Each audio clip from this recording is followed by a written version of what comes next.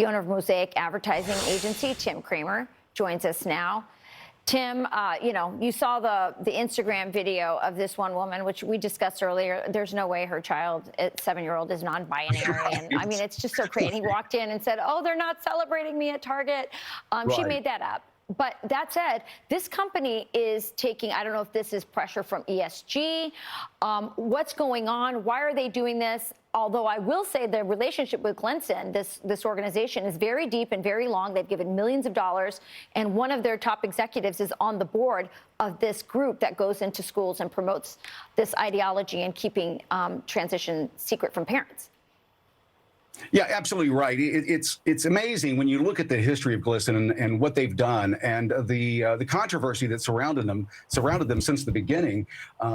Just look into the history of Kevin Jennings, the founder, and what he's done and what he's been accused of doing with children as young as 12 years old. And what I mean by that is introducing them to sexual acts and so on with kits that they handed out in the mid-2000s. So this is not new. They're just becoming more normalized with big business in the last decade. Yeah, so they're becoming more emboldened, probably because they get ESG points for doing this. There must be some corporate incentive. And this isn't just hurting Target. It's also hurting brands associated with Target, like the Wholesome Magnolia brand by Chip and Joanna Gaines. They're now facing pressure to break their silence, and also questions over why they chose to partner with a company that's so obviously progressive and doesn't match their brand, it seems to me. What are your thoughts on that? Rachel, I think it's important for the American people to start asking where this is coming from. These brands are not doing this on their own. They are not deciding to do this. This is a top-down mentality. It starts with a WEF directive. I know this sounds like conspiracy theory, but we can track it.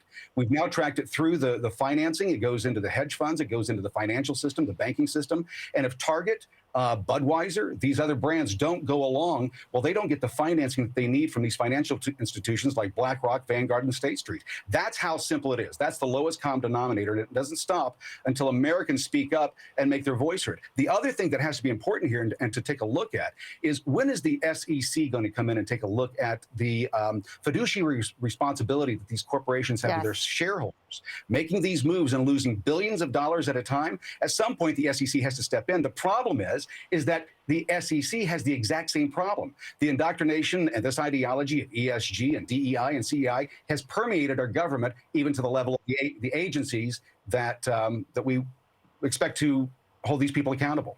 Yeah, I don't know what the solution is, Tim, but I love that you distilled it down to the WEF and this woke ideology, which has also infected our government and even the people who are supposed to be regulating our companies. It's something that we have to grapple with. I frankly hope that Chip and Joanne say something and distance themselves, because they seem like good people. But boy, Target's partnered with a trans Satanist. I don't know how much further this can go. Great talking to you. Super insightful. Thank you, Tim. Thank you so much for having me. You got it.